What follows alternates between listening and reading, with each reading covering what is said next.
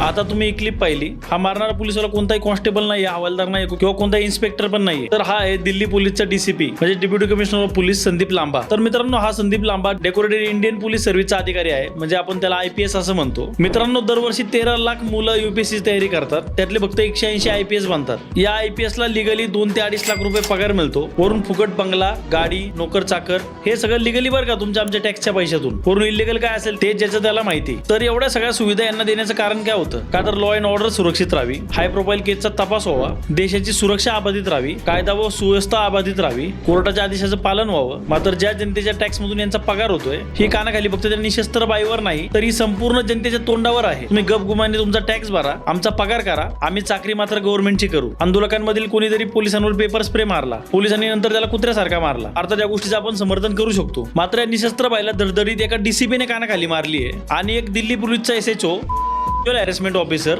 हा बघा आंदोलनाच्या आडून कसा छेडतोय. असे जर महिलांना मारणारे असे जर पोलीसवाले असतील तर आपण न्यायाची अपेक्षा कोणाकडून करणार? अटल बिहारी वाजपेयी म्हटले होते, सरकारे आएगी जाएगी लेकिन मेरे देश रहना चाहिए, देश टिकना चाहिए. असे पोलीसवाले असतील तर कसा टिकणार देश? आणि असं काय अडलंय नेमकं ते धर्मेंद्र प्रधान मध्ये? दे बाबा राजीनामा. तुझ्या पायी इथं हजारो मुलांनी मार खाल्ला, पोलिसांची रातची नींद आराम झाली, तुझ्यामुळे तुझ्या पार्टीच्या कार्यकर्त्यांना तोंड लपवायची वेळ आली, तुझ्या पार्टीवर नेक्स्ट इलेक्शनला हरायची वेळ आली. आता सरकार पाडूनच शांत बसतोय वाटतं. याविषयी तुम्हाला काय वाटतं? तुम्ही कमेंट मध्ये व्यक्त व्हा. धन्यवाद.